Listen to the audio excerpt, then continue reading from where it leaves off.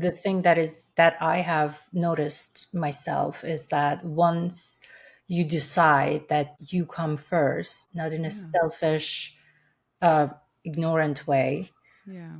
when you put yourself and your well-being and your healing first, then you start attracting all those support naturally. So we women, we do not chase, we attract, right? Yeah. So we have to start from within. Once you flourish and blossom from within, therefore things will come to you effortlessly.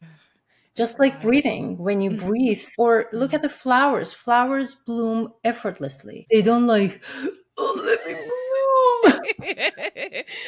bloom. They just are, right? Yeah. Yeah. The So, time lapse. so beautiful. I read somewhere on Instagram, I believe, just to pop up, which was very interesting to me. It said, I don't know who said it, so don't ask me to quote it. I just read it. That said, people know your worth. They just hope you don't. Oh, woof. Think about that. Woof. Think about that. So all the things, all these things that we worry ourselves with. Oh my God, what would they think of me? Oh my God, what if I say this? What if I say that? What if I do this? And all this sabotage and, all this thinking that we do in our head, they already know we can't do it. And by they, I don't mean to, insult anybody, or I don't mean to point my finger at any kind of individuals. I'm just saying in general, all the things that we worry about, they're not necessarily true. Yeah. We all are powerful, very, very strong human beings and individuals, men and women. We just have to start believing in our own power individually without seeking any outside validation. So that was a very interesting quote that I read. Thank you for I want, sharing that. of course, of course. I want to talk about internal family system. Oh my God, this IFS is one of my favorite trauma recovery modalities that I had the privilege, I would say, to study it deeply and try to understand what's going on. And I think it's so beautiful and it's so powerful, and it's such a great tool for a person to get to know themselves. Right Just there with you. get to know who you are from within and how you perceive things. And that was like a game changer for me, because the way that I was responding to outside triggers, responding to everything outside of me, totally shifted after I got a clear understanding of internal family system. So if you were to break down this modality briefly for those of us who do not know what IFS is, how would you describe it? I love that question. And I love that for you. And the fact that it is something that you've studied and that you've also benefited from. I see you. It's such a journey and it's not easy. And it's so meaningful. And the stories that I hear of how this modality touches people's lives, it makes my heart burst open. Yes. And quick story before I do that, Sheida, I had been thinking in this modality since I was a young girl.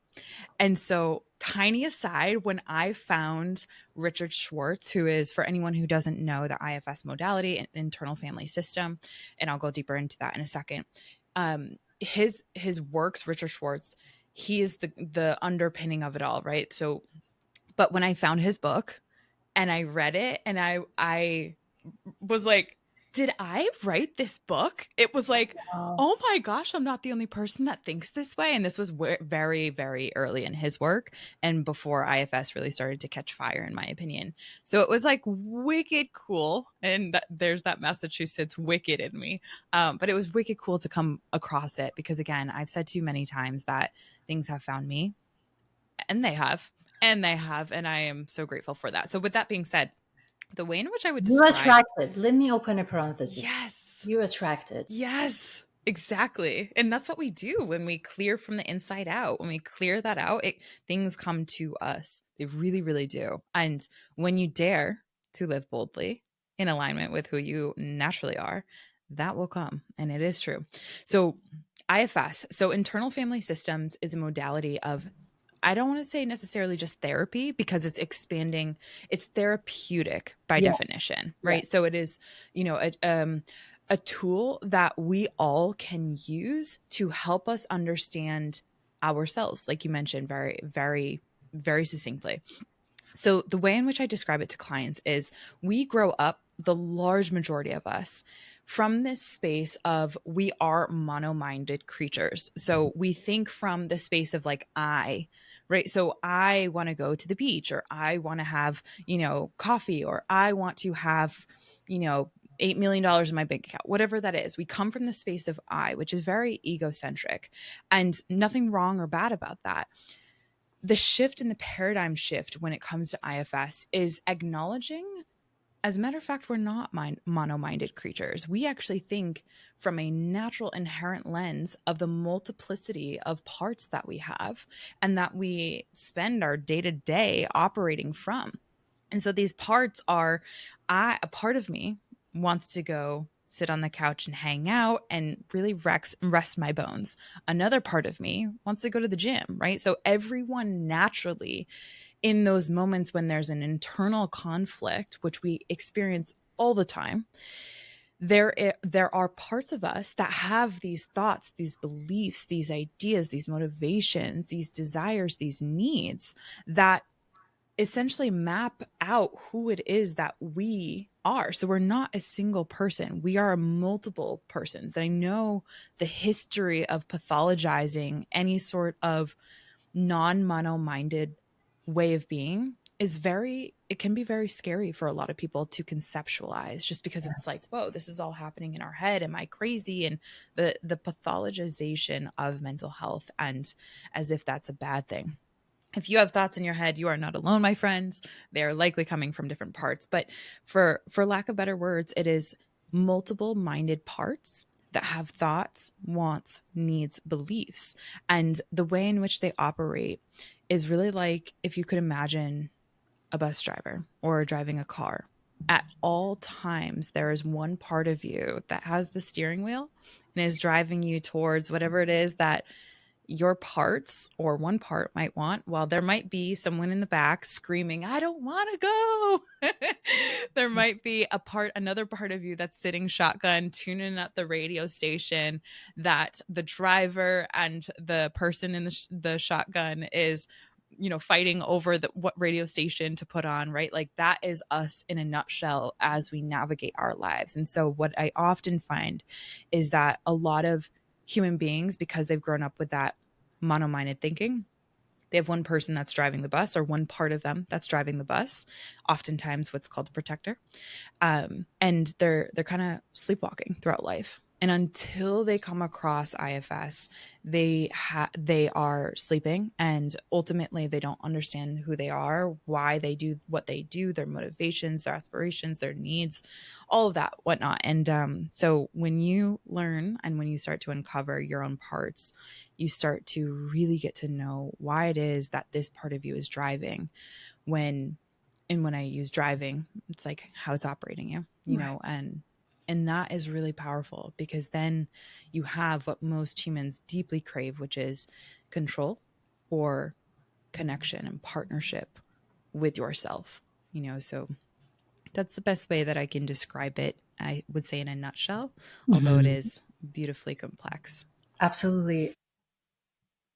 So we have all these parts created within us, and we created those parts for ourselves. And the main goal of those parts are to protect you at all costs. Yeah. So now these parts can be protective manager parts, exile, younger, firefighter, and all these names that these parts have. Mm-hmm. And most of them, especially when it comes to protective parts, they are created and they are born as a result of a trauma, Yes. right? Because imagine a child is born into this world all pure and innocent, blank canvas. And it just comes to the world and starts receiving all this triggers and traumas from outside. God knows what they are. And then in their little head, they start analyzing things without knowing or having any kind of science and data or psychology knowledge or anything in that nature. With their tiny little brain, they start creating meaning within themselves and they give birth to those parts, right? Yeah. And then those parts stay with them and they carry them until to their, to their adulthood. Yeah.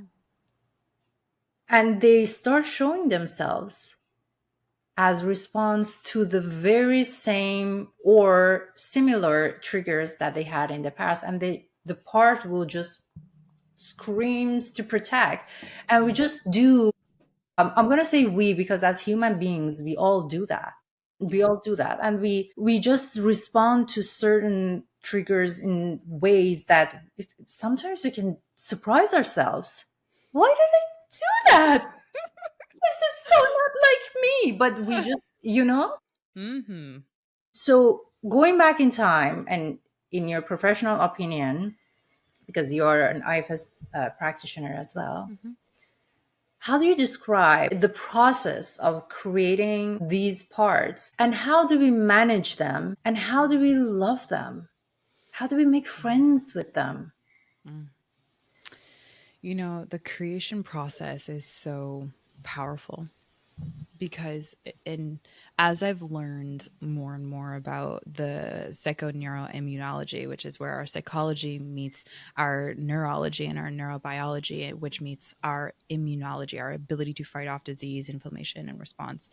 The multidisciplinary study of that has helped me really have so much empathy for those little minds that you were talking about, right? When we're in very formative years in our development as children, the creation process, I think, is one of the most adaptive survival responses that we as human beings have at our disposal. When you think about, for example, dolphins or other mammals, mammalian species, they don't necessarily have that prefrontal cortex developed, or the areas of their brain, the architecture developed to where they can access creativity like human beings can. And that is one of the most fascinating things. Like, human development is beautiful. So the creativity process of parts in particular, like you mentioned, it's when there's a trauma or micro T trauma, or even just something where we aren't able to necessarily comprehend it. Like you said, whether it's because we don't have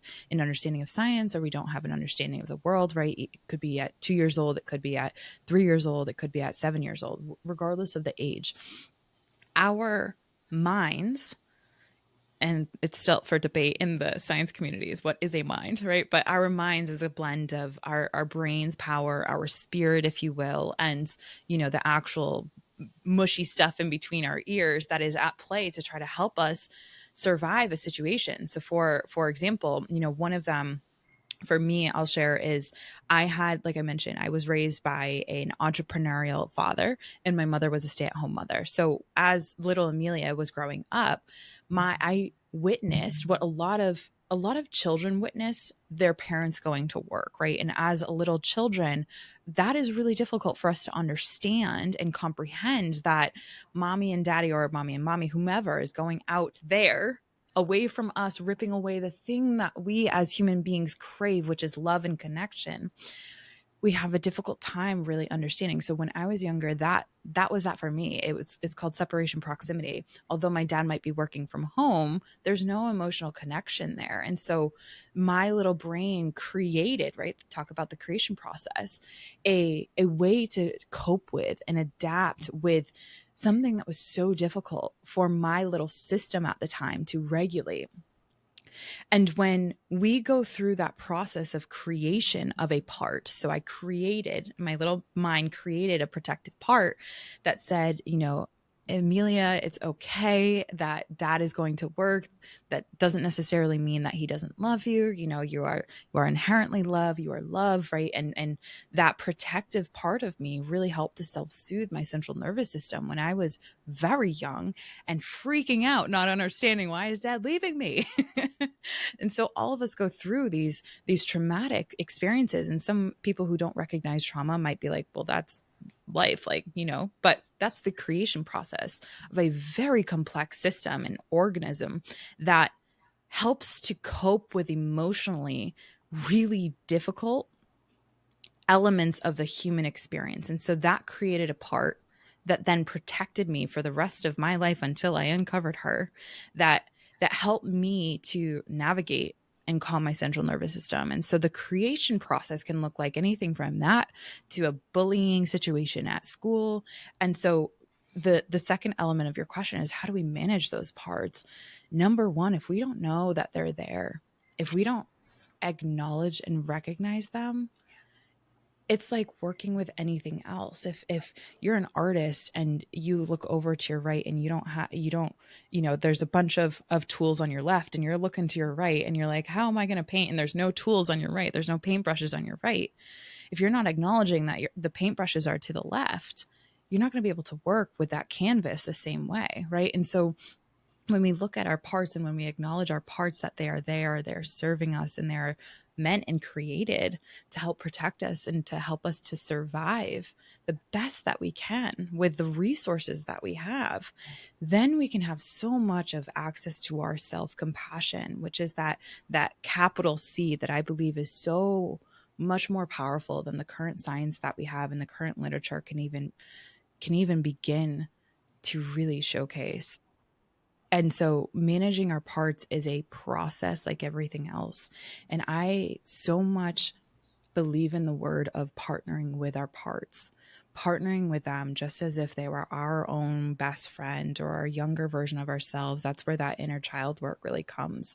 Because if we look at it from a lens of managing, we look at it from a lens of pathology, from a lens of there's something wrong that we did. And per the IFS modality, there are no bad parts. We didn't do anything wrong.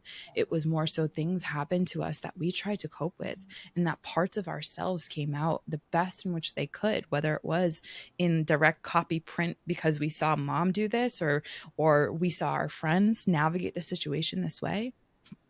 Our parts are there to partner with. And so the process of really helping them all work together in concert is the process of befriending, what Richard Schwartz refers to as befriending our parts, which is, you know, whole, I believe it's like 6 process of finding, of fleshing out, and really, you know, when you discover a part. So for me, there was that part that I mentioned earlier.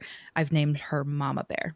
And so she gets very activated whenever there's an exiled part of me that really feels abandoned, right? And that was a very big wound that I had worked through. Mama Bear comes out, and whenever I recognize Mama Bear's here, right, I could be like, oh, Mama Bear, get away. You know, I could talk to that part very aggressively, non-compassionately. But that's not really going to help anyone, and that's not really going to help my internal family system. So speaking to her as a compassionate part, that has really helped the unburdening process really, really happen. And so for anyone that doesn't know, the unburdening process is really when you start to befriend a part and you start to recognize that this part has been in existence to help you cope with the traumatic experience or the really difficult experience that you had, validating your emotional experience, which we get so much invalidation for our own experiences on the day-to-day.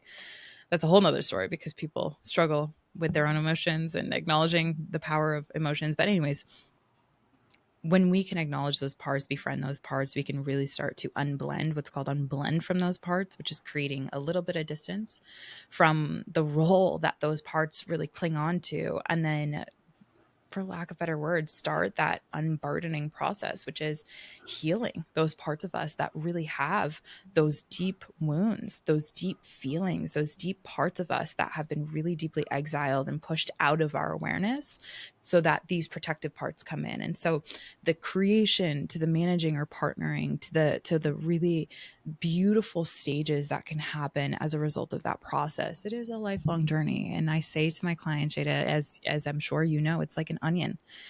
You got into one layer of healing, and then there's another, and then there's another, and another, and another. And some people are like, am I done yet? It's like, well, that's the beautiful gift of life. She's always bringing you something to work through. And I see that as one of life's greatest blessings. That was a wonderful example that you gave about the part that you created when you were a child. Mm-hmm. And that part to me was very understanding, very mature part that you created for yourself. But sometimes we don't really create mature, understanding parts. We just create this monstrous, angry, outrageous parts, and then we'll lash out every time that something triggers us the same way. Not the same trigger, but triggers us the same way that we initially received that, had that trauma. Mm-hmm. And then we don't like that about ourselves, because our adult version with this adult values and certain things that we abide by to be social. We're like, oh my God, I don't like that part of me. I don't want to be that. I don't want to even get close to that. But that part still exists within you. Mm-hmm. And we just kind of push it down, and we just forget about it, and we ignore it every time it wants to come up. And we don't even want to talk about it. Like you mentioned, sometimes we have hard time even accessing our emotions. And that part tries so hard to have a voice within us and to screams, look at me, I exist. And therefore, there is boom, cancer comes out of this organ, or this disease comes out of, that part of your body. And they just manifest in a way. How they do, because that's a blockage of energy. That one of the interesting things that I actually very enjoyed in working with IFS is that I asked the question, where in my body is this part located? Yes. And what is the sensation in that part of my body? And then when you start listening to that part and give it space to express itself and say, what's going on? Just talk to me. What's going on? I'm here to listen. Just tell me. And at the beginning, it's going to just scream. Just listening. So the way that you talk to that part, it totally depends on the person and how you want to manage that part, and how you even, that's how we speak to ourselves, right? Yeah. Isn't it our inner voice and the way we talk to ourselves? And then that part can soften after you give it space. And then you see even that sensation, which I actually read, I'm going to open a parenthesis here, because I read in a book of letting go. Don't ask me the author, because I forgot. Okay. But the book itself is letting go. And one of the very interesting things that it said about not labeling any kind of feeling that you have in your body, so you can heal faster.